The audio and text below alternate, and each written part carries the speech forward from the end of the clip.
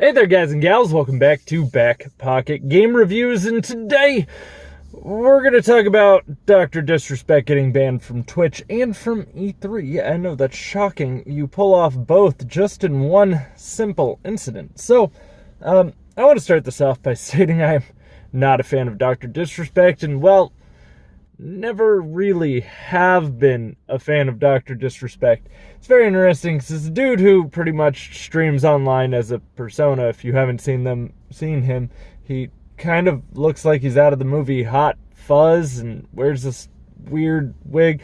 It's like a mixture of Hot Fuzz and a bad 80s porno actor just come together in one. Now, I get it. Part of his persona is to be somewhat inflammatory, and well, I just, it has nothing to do with the persona. I kind of think he's a douche. Sorry.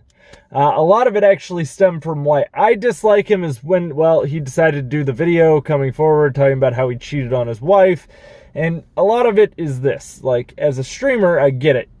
You think you're cool. I stream. I don't think I'm cool. I'm some weird dude who plays games online and people happen to like to watch. That's it. I don't think that makes me like an A-list celebrity or anything like that. I get some people might argue me that Ninja probably is, but whatever. I don't think I'm some special hot shit. Actually, to be fair, I don't even think celebrities are some special hot shit. They're just people. And you might like those people and you might enjoy their personalities and you may enjoy their points of view. But he falls into the camp of, I think I'm super special because I play games online. You're not. You're not. Sorry. It's just my opinion. Mine alone. And as a grown-ass man, sometimes you have to understand, like, when people come up to me and they're like, hey, they know me from my channel, and it has happened.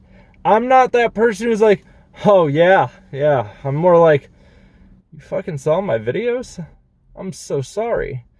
And it's one of those kinds of things. Like, I'm a relatively, I get it. Sometimes I act like an inflammatory a-hole. I'm well aware of that. I get that. It's not because I have a big ego. It's just because I have some opinions.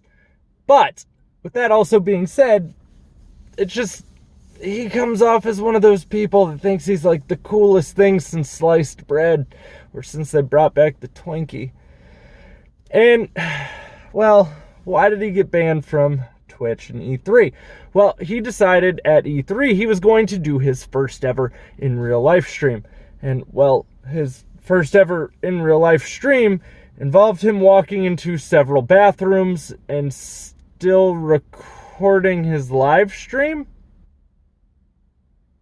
So, interesting thing on Twitch is Twitch kind of has a rule about if you don't want to be recorded and it looks like you're being recorded, they're going to pull the video down. So that is, first off, a Twitch community guideline violation, because a lot of the people in the bathroom were looking at him like, are you seriously effing recording right now? Let alone there were also some minors that got recorded and people using the urinal and him being recorded while he was using the urinal by his cameraman. It was all very, very odd, to say the least. And while recording in a public restroom is kind of the cringe factor, if I could really think of anything more cringe than that, I would. And the only thing that comes to mind, there's only one incident, and that was the what's-his-face, DSP's, I forgot to turn off my stream moment. Yeah, that was pretty bad. But there's just a lot of privacy issues with streaming in a public restroom. I'm aware I've done some stupid stuff like stream in a public GameStop. So you probably remember that. I think I've done it more than once. And GameStop's very much so like a restroom. People feel very private in a GameStop. You get where I'm going with this, though. It's just you don't film in a bathroom. It's one of those things. It makes people feel awkward and uncomfortable. You don't know what that person's filming. You don't know what just got seen by the whole world. There's just too many ifs, ands, or buts. However, another interesting part to this is it's actually illegal to film in a restroom in California. I would assume it's illegal to film in a public restroom in most states. And the sad part is that that's a law, because obviously that's not a common sense thing. We had to make it a law because people were doing it. Right? Let me just peer under this stuff. Oh, I'm just recording. It's all right. Don't you worry about what I'm putting on interwebs. You just go check yourself out on Pornhub. I'm just saying there's a lot of bad area around this. And well, E3 also banned him. His badges have been revoked. He is not allowed to be at E3 for the rest of at least this year's event, I guess. But the interesting topic that is now forming around this is, how long is this Twitch ban? Is this going to be a permanent ban? 'Cause if we're being fair, this is probably actually one of the worst violations on Twitch so far. And I get it. Sometimes you have a lapse in judgment. My lapses in judgment involve me twerking on a Little Caesars counter.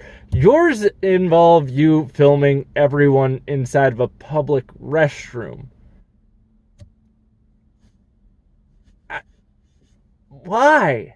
Just why? Like, he even tried to make humor out of some of these situations, where he, like, tells the cameraman to wait outside, and you can clearly tell that they talked about it before it, and the cameraman just bursts in and starts recording him at the urinal.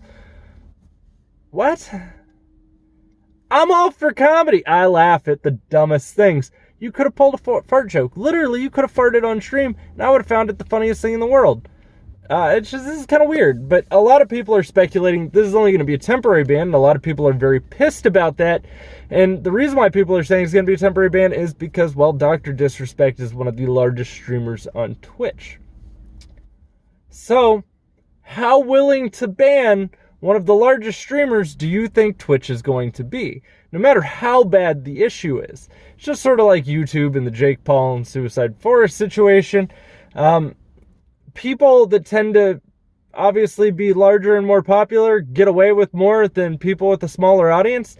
I mean, Zoe Berger is a great example of it too, where Zoe Berger did a lot of stuff on Twitch that was against their TOS, and they took a while, like a long while, to ban her. But you go on there and you show too much cleavage as an average girl, you're banned. You're banned. You're not an affiliate. You're not a partner. Gone.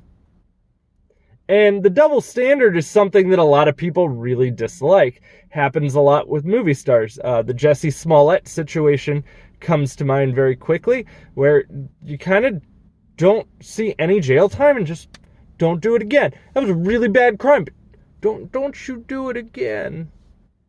And I don't know if it's just the money, or if it's the fame, or if it's the combination of both, but it's the legal system's the legal system. You shouldn't get a different term or chance in that system just because you're famous or have a following or have the money to pay to get right out of it. It is what it is, and it kind of sucks. But I am curious to how long that ban is going to be. Is this going to be like a 14-day ban, which is kind of what I'm guessing at this point, because that's what Twitch likes to do. We'll give you a 14-day slap on the wrist. You don't do that again. I mean, to be fair, his time at E3 is already ruined. So, but I'm curious to where you guys sit with this. Do you find it to be super wrong? Do you think what he did was bad? Do you think that he should be getting longer than a 14-day ban? Do you dislike the double standard for people who have fame? Where do you sit with this? I'm curious. Also, if you enjoyed the video, don't forget to drop a thumbs up and click the subscribe button. If you'd like to follow me anywhere else or donate on my Patreon, you can find all of the links down below in the description box. Guys, thank you for watching, and I'll see you all soon. Stick around for plenty more content.